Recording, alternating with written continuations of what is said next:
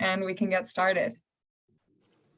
Wow, thanks so much, Hannah. I'm really honored to be here. I'm reading the chat right now, and this is such a cool group, and I recognize some of the folks here. And yeah, I'm super happy to be here. I am nervous just because I know a lot of you guys could also be teaching.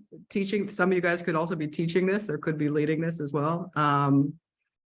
We have so much to learn from each other about specific things. So I just hope that you're able to take some valuable, one or two valuable lessons from this. And we could just dive right in. Let's see, sharing my screen, turning it into a slideshow. Okay, is everybody's here? Everybody's seeing stuff? I can see that. And I'm just gonna open the chat too, just in case any emergencies. I would love for this to be a conversation. Feel free to interrupt me. And I'll just run through this. And we're here, we're talking. I mean, social media is so much about the conversation and about the interaction. And I hope this can be about that too. I know we have a short time, so I'll try to be very brief in the interest of all of your time on this it's a rainy day in New Jersey where I am. I hope it's sunny where you are. Okay, so what's on the agenda today? We're going to start with my career lesson, government communication in the era of social media, creating your government or agency's brand, engaging to inform. How do we do it? And of course, navigating bureaucracy. We all have experiences in bureaucracy, and I'm sure we have a lot to talk about on the approval process. What was that? Oh, sorry. I think somebody was just saying something. Okay, so who am I? Yes, I am the founder of Grit Strategies. Actually, it's a very new 2-month-old agency that's just dedicated to this kind of work, supporting campaigns, creative communications for governments, for organizations, for specific brands.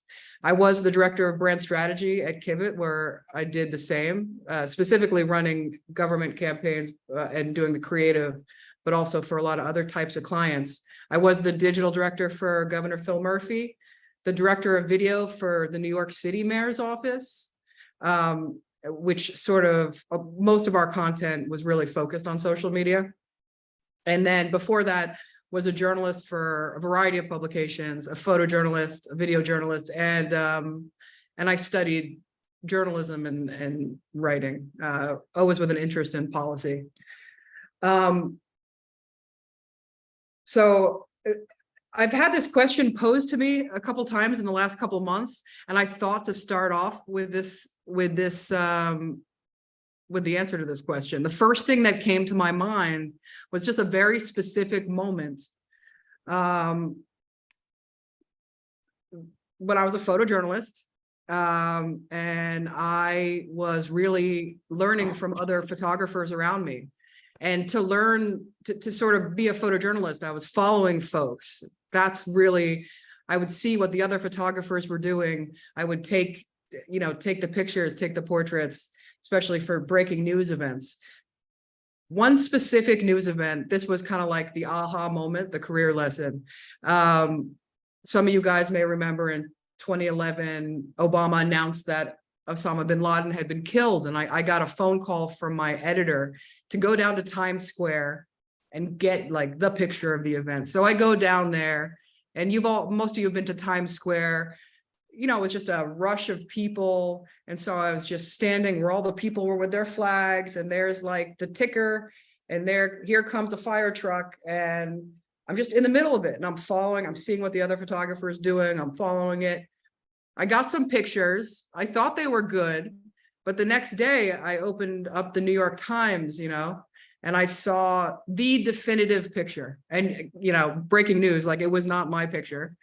It was actually a friend of mine, Mike Appleton, and he had gone away from the crowd. He'd gone away from where the other photographers were. He was he stood back, he saw the whole thing for what it was. I was right there, that exact moment, I was right there, but I was standing in front. I didn't see it. I didn't see that he could get the back, and then he got the news ticker, and he got the location, and you even see the people on the bottom. He created the definitive front page photo, the definitive historical photo of that event. My photos have been 100% forgotten, you guaranteed. I even tried to like Google image search them and I couldn't find them, like, doesn't matter. Anyway, so it was like, I had like a jolt when I saw this photo, because I was there too, and I didn't see it, you know? And what he said, if I'm with everyone else, I'm in the wrong place. Well, he was speaking like specifically about photographers and like, if I'm with other photographers at a news event, but I kind of felt like this is it. Like, this is, I could apply this to like everything else. And it reminded me of a story that I heard in journalism school.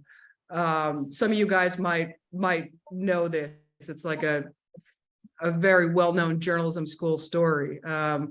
Jimmy Breslin, who was a columnist for the New York Herald Tribune, the day of JFK's funeral, everybody went to all the journalists went to the funeral. Of course, you're covering the funeral. He went to the grave site. He interviewed the grave digger.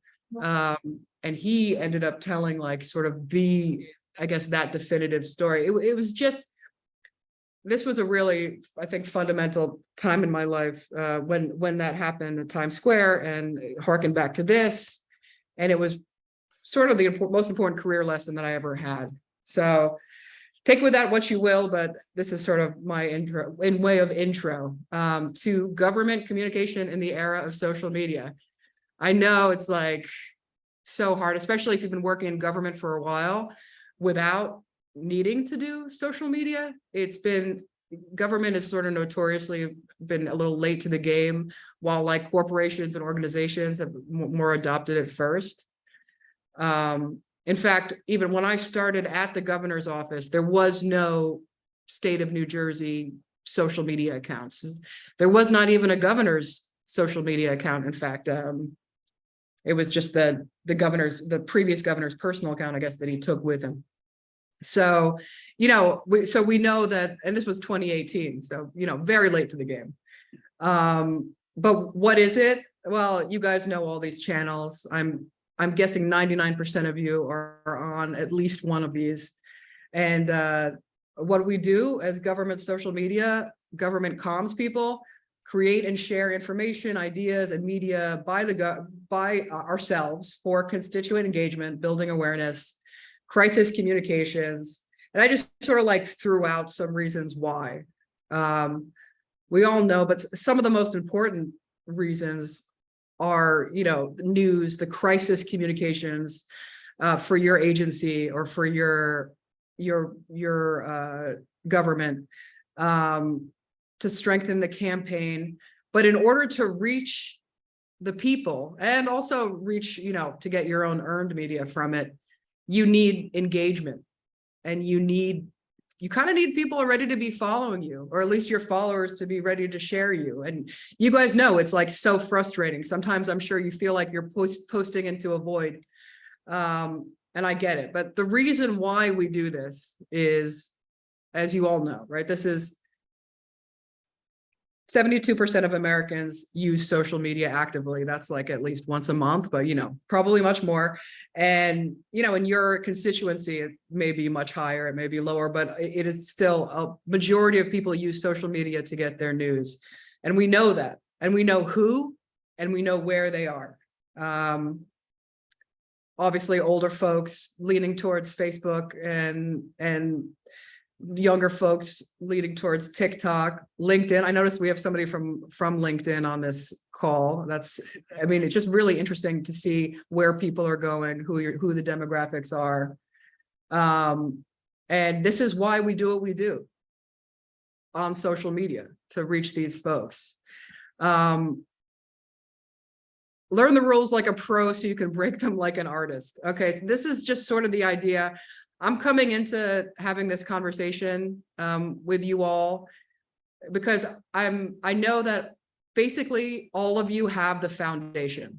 the rules, so to speak, as from the Picasso quote, the education or the experience and or the knowledge and or the confidence, you have the foundation of what you want to say, why you want to say it. The execution is the art. That is how you're going to say it and where you're going to say it and what you're going to say. But we're coming at this with like knowing that we have this foundation to work from. So we're not starting from zero here. Like all of you guys are like practitioners and professionals in your organizations. Like, you know what you want to say. You may just need a little bit of like help and push for how and where and why you want to say it. And the first part of it is creating your brand. I can stop here if there's anybody that has any questions so far or any thoughts. Otherwise I'll keep going. Okay, A Tale of Two MBAs. I put this up here. It's a little bit corporate, but I really enjoyed it. I enjoyed this, and I thought about it for a while after, because it hit home the importance of stories versus just facts. Yes, I mean, we need to, it being from the government, we have facts that we need to portray, but how the stories kind of hit different. This is 3 minutes. I'm going to play it really quickly, and then we'll move on. First student walks in, sits down, gets asked, why do you want to work in private equity? I studied engineering at MIT. I have a very strong quantitative background, spent 4 years at Goldman Sachs after that. Now I'm finishing up my MBA at Harvard Business School. I've taken all the finance classes, private equity classes. I'm very strong quantitatively. I really love finance. Bravo, impressive. Next student comes in, student number 2, sits down. Why do you want to work in private equity? Yeah, my CV, you see that I went to MIT, I studied engineering, I've got the quant. I spent 4 years at Goldman. Now I'm finishing up at HBS. But the real reason I didn't appreciate it until yesterday, I called my dad last night, told him I was coming to this interview. I said, Dad, they're gonna ask me why I want to work in private equity. I need a good answer. First thing my dad asked me was, what's private equity? I explained to him. As soon as I did, he said, you tell him it's because of bicycles. What do you mean bicycles? So remember those broken down, abandoned bicycles in the neighborhood? You kept bringing them home, put it in the garage, sandpaper it, spray paint it, take your toothbrush outside, get all the rust off the chain. What'd you brush your teeth with anyway? Squirt WD-40 on it, replace the inner tube, sell it to some kid in the neighborhood for $100. You always had way more money than your friends from selling those bicycles. So if I understand you correctly, son, you explain to him tomorrow that it's what you've been doing since you were 12 years old. You sell bicycles. They need to hire you. Partner goes home that evening, is having dinner with her husband. He says, how's recruiting going? Did you meet anyone interesting? She says, you will not believe this. I met this guy today. He said we should hire him because he's interested in finance. No, she's already forgot about him. He's gone. She's going to go home, tell the bicycle story to her husband that night. 10 years later, when the bicycle story guy is being promoted to partner in the firm, she's going to retell the bicycle story again now at his celebration. She's going to toast him, say, you'll never believe what this sucker told me. Retell the bicycle story to the people in the room, and she'll be able to remember it 10 years later. $100 becomes $300 because of inflation, but more or less it's the same story. Now, why does she do that? Why did she hire him instead of quant finance guy? Because she knows that in a year, 2 years from now, or maybe immediately, he's going to be sent to Thibodaux, Louisiana to meet Wade Boudreaux, who has a cement company. He's going to have to play golf with Wade Boudreaux and make Wade Boudreaux want to do business with him.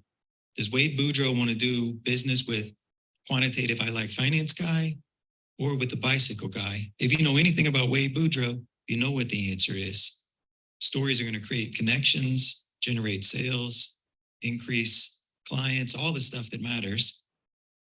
The CV stuff, that's there, that's impressive. That mattered a long time ago. What's going to matter in the future, much, much more, is the ability to connect, to tell stories. Stories. So super interesting. And really like not only to the fact that stories are like connectors, but also stories become branders, kind of in that like he's the bicycle guy now, right? I mean, it's like you sort of brand it creates like a whole story, personality, like conflict. It's yeah, so that's a good way for us to start this branding conversation. I'm going to use NJ.gov as a case study here as we move forward.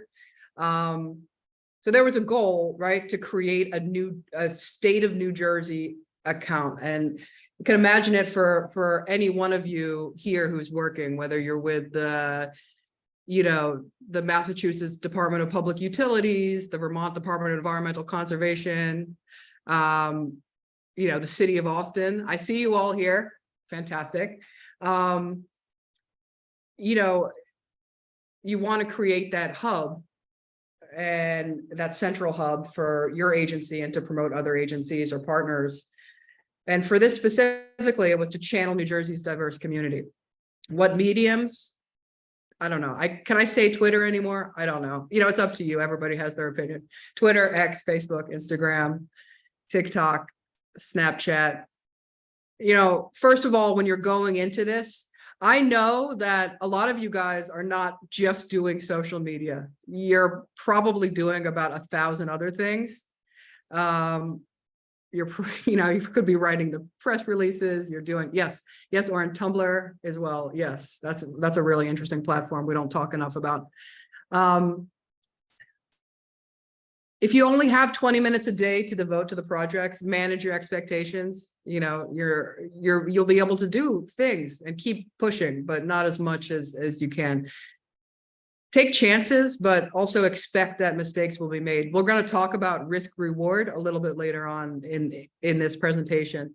Build the trust with your colleagues, your leadership, community, yourself. Obviously, this is like an ongoing thing that we all do, and we'll talk about that a little later. And you know, be generous, because generosity oftentimes leads to engagement on all channels that you'll be on. So, you know, first things first, when you're creating, I'll run through this quickly. A lot of you guys probably already have this done, but you know, you think about things, your full brand, the name, what's the handle, what's the bio, what are the profile cover photos, who are the first people that you're going to follow from your Facebook or from wherever. What's your first post? Is it an introduction? Is it, you know, these are sort of like baser things. So for New Jersey, and this was an evolution over a couple of years, but you know, it was, this one particularly leaned into like humor and kind of New Jersey lore and things like that to get engagement. Yours may be more serious or more factual or more tongue-in-cheek. I don't know. This is evolution. This is what we're going to explore right now when you're finding the voice. So let's say thinking about New Jersey was really thinking about, for me, David versus Goliath, the story of New Jersey as an underdog state. This was sort of in the background of everything that I did when I thought about the voice of New Jersey. Heroics, humor, history, us versus them. Don't try too hard with the humor, tying the history to the present, and thinking of the agency as a cohesive brand. I played this corporate video up front about private equity. You know, it's always weird. When I first saw it, I was just like, this is maybe, I don't understand that world, but the world of corporate, and I've worked in corporate quite a bit now, after working for an agency. These lessons that they learned are really important, especially the art of effective brevity, right? Things that they've paid millions of dollars to brand themselves, to write their mission statements, to do their brand identity and visual identity. You can take lessons from that. A government, obviously, we don't have that kind of budget, nor would we want to spend the budget on that, but we can take lessons for what it is. And so have your solid foundation in mind. It's nice to build, but when you're building a house, you build the foundation and like the structure first, right? And then you sort of party in the structure and fill it in. your social media brand assets, language and messaging, obviously, photography, graphics, video, and your responsiveness. These are the things that you're sort of working with. These are the tools of your sort of social media for whatever social media that you're on. And remember that even the most robust brands, they change over time. So you can decide, I want to do this one thing, and this is not what you're stuck with forever, right? Things change, brands change. These illustrations just show like a logo is like a representation of how things change. But you know, everything changes. And I'm sure you're thinking of specific brands in your head that are like, oh, when they did that new tagline, or when they sort of did this new weird thing on social media. Lessons from the corporate world. Somebody shared this with me, and I thought this was super interesting too, in terms of telling the story of your agency, right?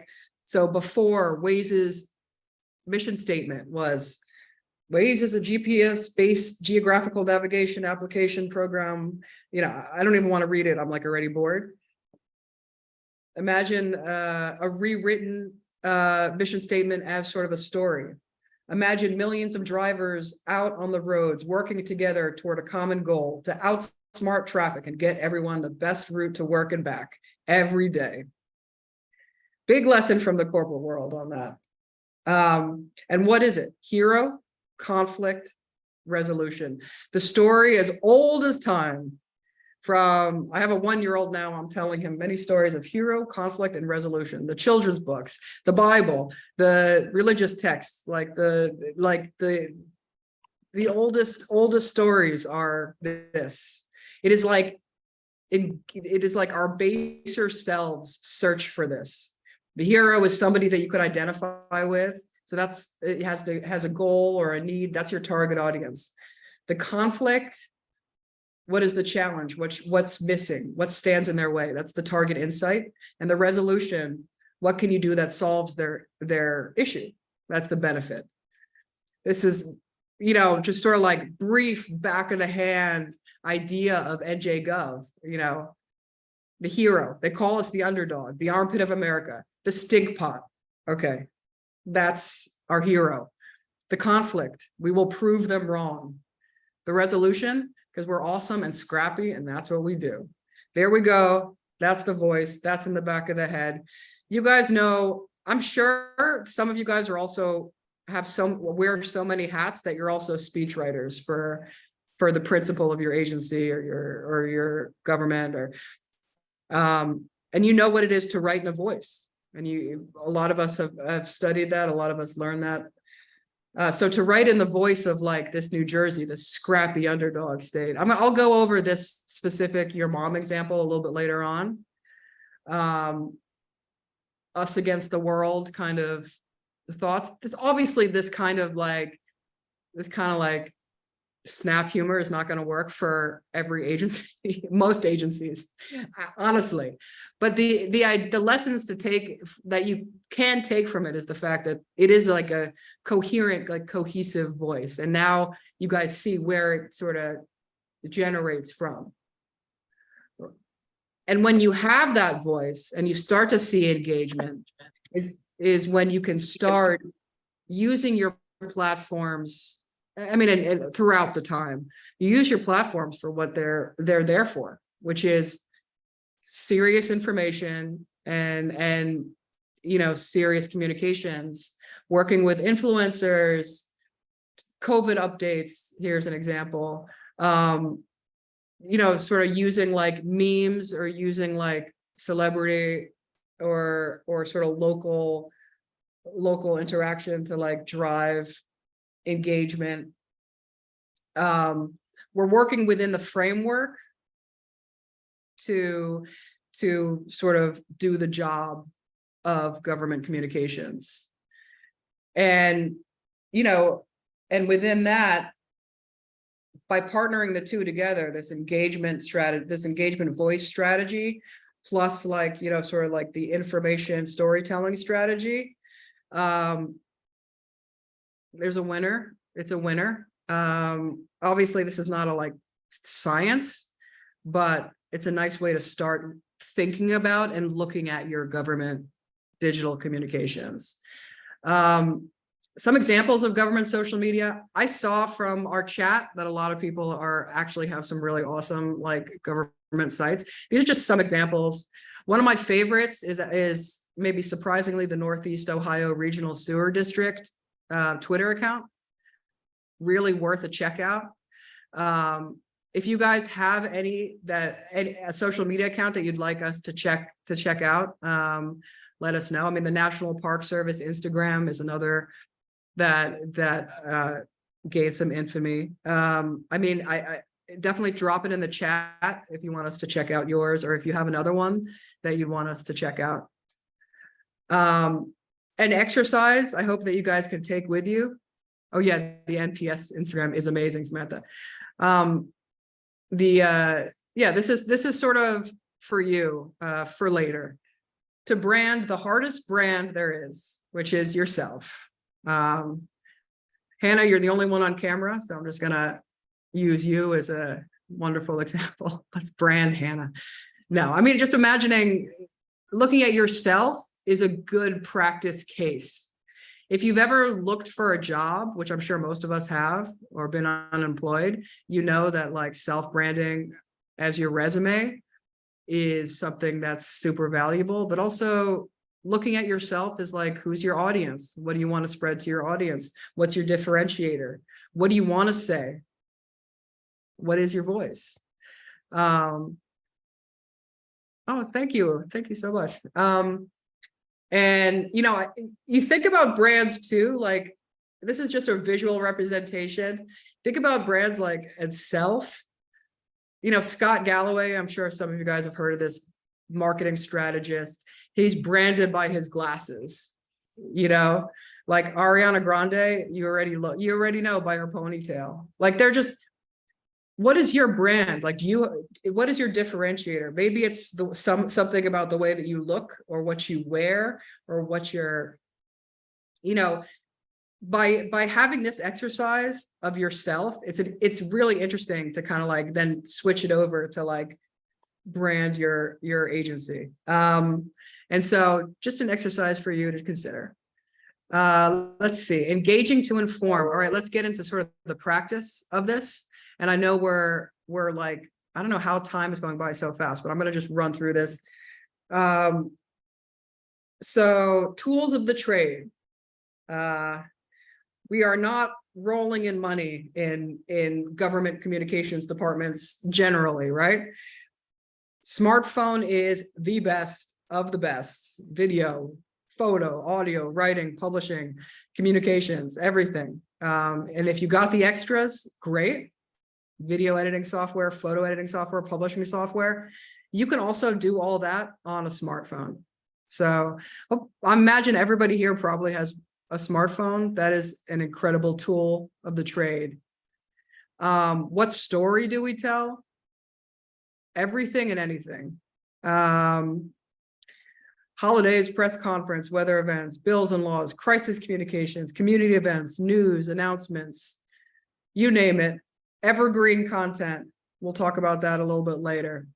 So a case study, just sort of a random bill announcement. I'm just going to take you through sort of the thought process of how we put this together a few years ago. So what was going to happen? Well, we found out the governor was going to announce a new law with the law's namesake to broaden protections for transgender people statewide.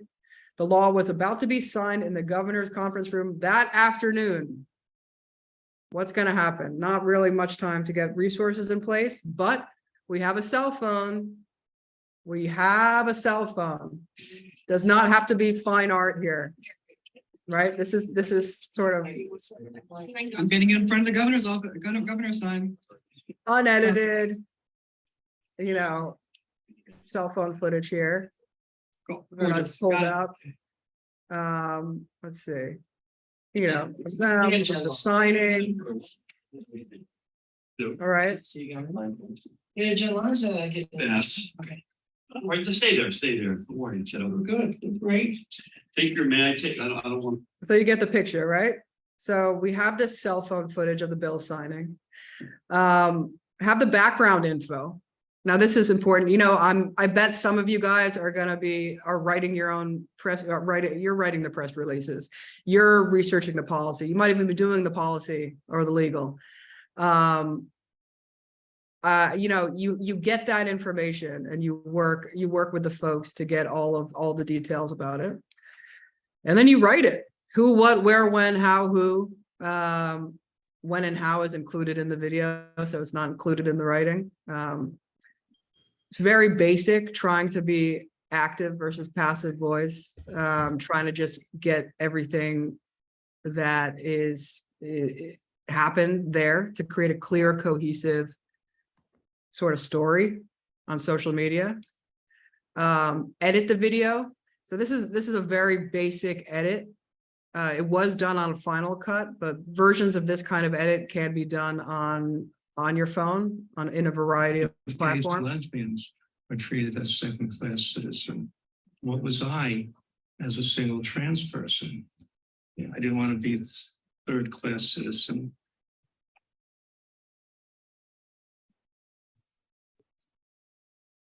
My name is Barbara Casbar Sipperstein. I'm 76, been a Jersey girl all my life. It's the Babs-Silverstein law right there. Yeah. That is now the law of the land. It's Babs, I'm honored to present that to you.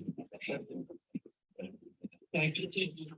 A big day because it's not just a big day in particular for transgender rights, whether it be birth certificate or death certificate or the whole question of equality. This is the state in this nation that is leading the way. This is a place you've got to be. This is a place you've got to emulate. This is a place that you can't ignore. So put it all together. What do you got? You have a social media post. I'm using Twitter here as an example, but this went on to, you know, Twitter, LinkedIn, Facebook, everywhere. You know, this probably took end to end a couple hours to put together. You know, it helps to have a I mean, I'm lucky that I got to have a background in video and photo just to kind of understand this, whether you're working with a team and with partners or with yourself. We had a great team at the governor's office. You can do it, you know, like these kinds of storytelling, these kinds of things are possible. Also profile, you know, and for Evergreen, you have profiles of your agencies, constituents, to humanizing the government, highlighting services, location, anything, and evergreen content that maybe the sole purpose is to build your voice on a slow day. You can have that in your back pocket. You could put it together as ideas. You know, you keep pitching, you keep going. Some examples of evergreen content. This is just stuff that I did for the mayor's office. So I'll play parts of these videos really quickly just to sort of get the idea of what it is. New York City tap water. Our ices have the texture of, let's say, a cream ice or a gelato. We still do things the old fashioned way.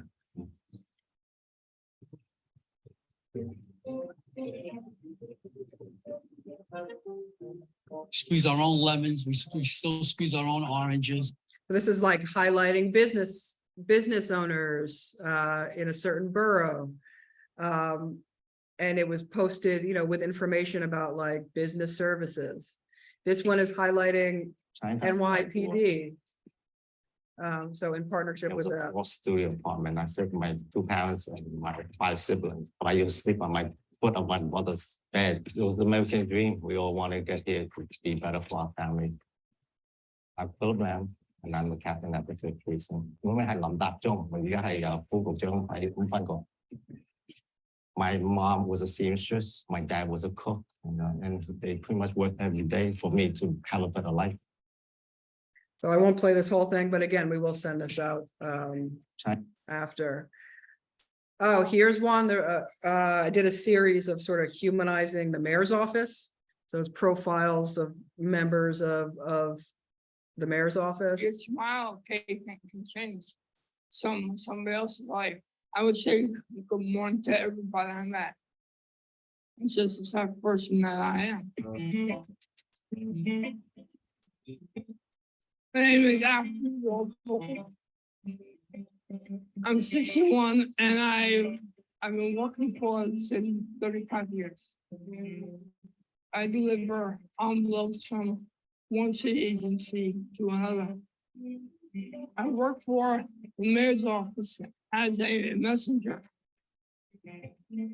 Being a messenger, you meet many different people in many different. Alfred is so awesome. I miss him a lot. Your smile, okay. And everybody was awesome. It was, and you know, this type of stuff not only helps, and I'm sure you're thinking about people in your own agencies who you could profile. It not only helps kind of active engagement. I mean, it also, the haters come out for this stuff, but we all know the haters are going to come out either way. But it also helps to build like morale, right, within your agency, within your organization. So for your photo and video tips, you know, obviously edit your videos to your platform. Know that you got to start strong and keep your viewers there. I mean, listen, I've been in a lot of arguments. Some people really like to start their videos with like the logo or like the seal. I'm not one of those. I kind of like to just start right off and get folks' attentions. The graphics should be clean and branded with your brand that you're kind of with, and shorter is usually sweeter, but you know, sometimes you need to tell a long story to get the point across. Do it. Similar to is with writing copy, you know, attention spans are hard to keep. Be bold, concise, and clear. I actually just, when I was like putting this slideshow together, I thought of this term colloquial formal. Like sort of writing in speech pattern, but like, you know, as a refined speech pattern. Government is really interesting. You have to kind of be authoritative, but at the same time be down to earth enough that folks that you can have this language that folks understand. I like active language for this stuff. It's just stronger. Feel free to surprise yourself, surprise your audience. And also, as we talked about before, like a lot of you guys, some of you guys are speech writers. Speaking in the voice of your agency might be a natural thing. Speaking in the voice of your commissioner, of your governor, of your person, collaborate with your speechwriter if you have one. An example of collaborating with the speechwriter for one of his press conferences, I think I recall the governor said something about no corona parties. You know, it's kind of like taking his speech and putting it into social media, and you could see the engagement on this particular one. I mean, 13,000 retweets. I mean, numbers don't matter as long as folks are like getting the message, but numbers help. For sure, numbers help. The other one is just sort of an example of that voice of short and sweet, piggybacking on like a common meme that had been going around. Okay, we went through this. Oh gosh. Okay, navigating bureaucracy. It's fine. Wait, do we have any questions so far? I feel like I'm just talking into a void, but I know that you're there, so that brings me comfort. Okay, approvals process is fine, everybody. We all know. For those of you who don't know about the approvals process specifically in government, a lot of time you need approvals to actually post something publicly. And that's for not just social media, but for press releases, for any communications that you're putting up, especially if it's something to do with policy or, you know, or something delicate. You want legal approval, policy approval, probably leadership approval. And even depending on your commissioner or your principal, you might need to have their direct approval as well. This is kind of an example of how we did approvals in the governor's office. For the governor's social director of comms, for sure. Policy and legal, if it's relevant and necessary. And then the governor actually signed off personally on his social. Generally, so, or the chief of staff, if not available. It's a lot of approvals to go through. It's a lot of hoops for us to jump through, no matter where you are or what organization you're with. The state of New Jersey was a little more simple because it was very new. So basically it was in the digital team unless otherwise needed, especially if it was like policy or legally like, or was in collaboration with another agency. So how do you really get this to work? And Samantha, so I love that I have a question here. Can you get blanket approvals for certain type of content so you can post or publish quicker? Yes, absolutely. And yes, all right, we're gonna get to Pam's question after that. The blanket approval does work. You know the personalities of the folks in this chain, right? Are they cool with being on an email? And I hate to say it, I mean, you know, it's comms folks. Is everybody cool with being on an email with 4 other people that everybody's gonna have to email back, approve? Maybe, I mean, most of the time they are, but I mean, that's kind of your prerogative in the personality of your agency. And I have an example, I think, of an email, approval email a little bit later, but you'll understand whether or not that's appropriate for your organization when you're doing this relationship building. So you have the comm staff, leadership, stakeholders, constituents, vendors, basically everyone. As comms people, you'll want to do that relationship building. And while you're doing that, you're defining your role. Like, what exactly do you do? Why are you relevant? How can you be helpful to me in my job? You know, you're sort of becoming that person, and you make your game plan, whether it's email approvals, Slack, or text approvals. Everybody kind of has a way that they would rather do it, the folks that you're dealing with. So I like to just have a very, very typical approval.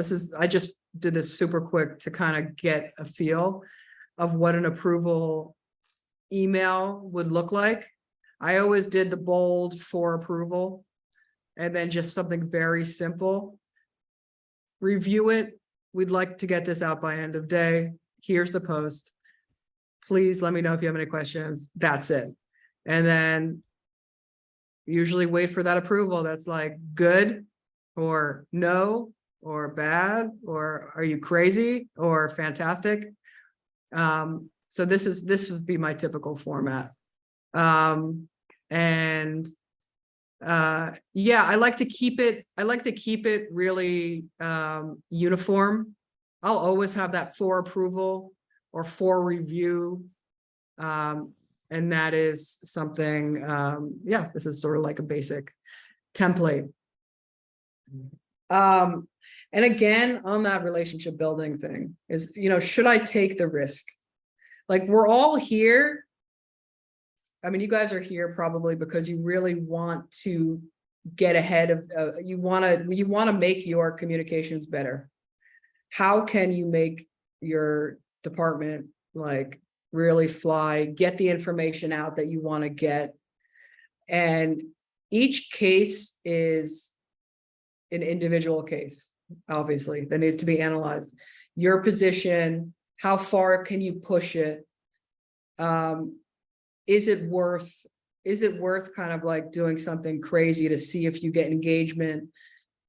I mean, it's a highly personal and specific question, though I am happy to discuss with you because love this stuff and I can like talk about this stuff all day. It's just so much fun.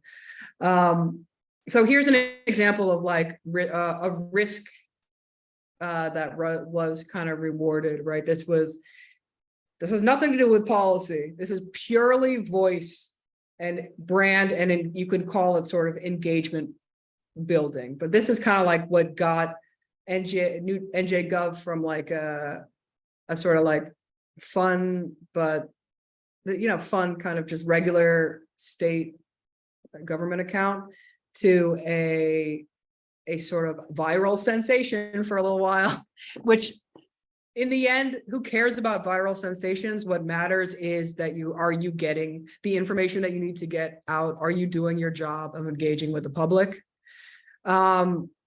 This was with my partner, Megan. We were going back and forth about this. We just saw it one day in the office, saw this Who Let New Jersey have a Twitter. Discussed it for a minute and just was like, you know what, let's do it. It was a risk. I was worried, actually. I was like, shoot, like what if somebody's really offended by this? In the end, the discussion was, who is the voice of New Jersey? We already had established that, right? We talked David and Goliath. We talked about the underdog. What I didn't mention actually was that like my brother in my head always embodies New Jersey. And it's something that he would have said, your mom. And so, we just let this one fly and it did the job. And it was really good. Elle,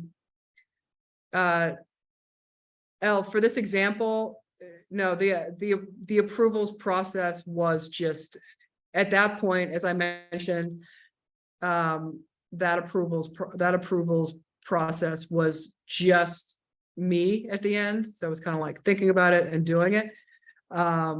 So that particular one did not have any approvals, nor did any of sort of the voice brand building stuff. It was here that was the ticket to that. I think the reason why that was able to happen was this sort of relationship and trust building from the front end that allowed something like this to be able to happen. Pam, I'm gonna talk. Thank you, Elle. Yeah, that people like that one, and I like it as well. A lot, just because it was just like, it's really like personality, and it's really like from my New Jersey heart.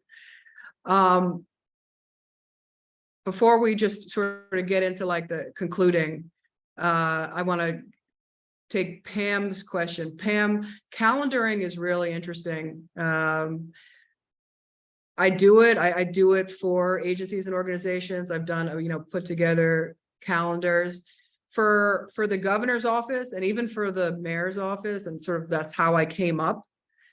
We really did not do a calendar. We just did rapid response constantly. I think coming from a journalism background, that was a more natural way to do things. So it was sort of like, when things were, we had the governor's calendar, or you probably would have your commissioner or agency's calendar. And you could sort of plan accordingly, but everything was kind of like written and produced in the moment at the time, right? And that's one way to do it. Another way to do it is to create a calendar that you're sort of like inputting stuff in. This is really up to you to do. If you're using like, software that I'm sure that a lot of you guys have, some of the software out there that can plan your posts, that can post for you. In my experience, just with my, all of my stuff was just done by hand. But I feel like, what you can handle, what you want to do. A mix of planned and spontaneous is in a lot of ways the happy spot to be in. So noting the limited resource piece of state government, do you have any thoughts about differentiating your content based on the channel? and what audiences you have in different places. You know, TikTok has thrown a loop around a lot of things. I think that there was a lot that was translatable between, let's say, LinkedIn, Twitter, Facebook, you know, even Snapchat. Like there was just, you could translate one product, whether that be a photo slideshow or a photo or a video, between those 3 or 4 different mediums, maybe resizing or redimensioning a little bit. TikTok is its own beast. I don't know if any of you guys, I mean, it's more rare for a government to be on TikTok. I saw Austin in this room. I believe Austin's on TikTok that I've seen, but I'm not 100% on that. I think you do have to differentiate for TikTok for sure. And yeah, and that's a whole other conversation that we need to have, because for TikTok, a lot of times it's helpful to have a main character or a main person in those videos, or to have like a certain kind of formula for those videos. So yeah, I think that's for another conversation since we're running out of time, but this is kind of all the lessons learned. Oh, I have my email address, brand new email address for a brand new thing. And I'm happy to, if you want to just talk about or have any questions, or you want to talk about ideas, or you want to kind of like, you have this idea for what you might want to do for your agency, I'm happy to just talk. I love this stuff, super passionate about it. And I hope that you were able to get something from this workshop. And thank you so much for being here. I can't believe that I just talked for 50 minutes. Hannah, how did that happen? Okay. What now? Should we take Thanks questions? so much, Pearl. Let me Thank you. just take 1 second to turn gonna- off, to stop recording.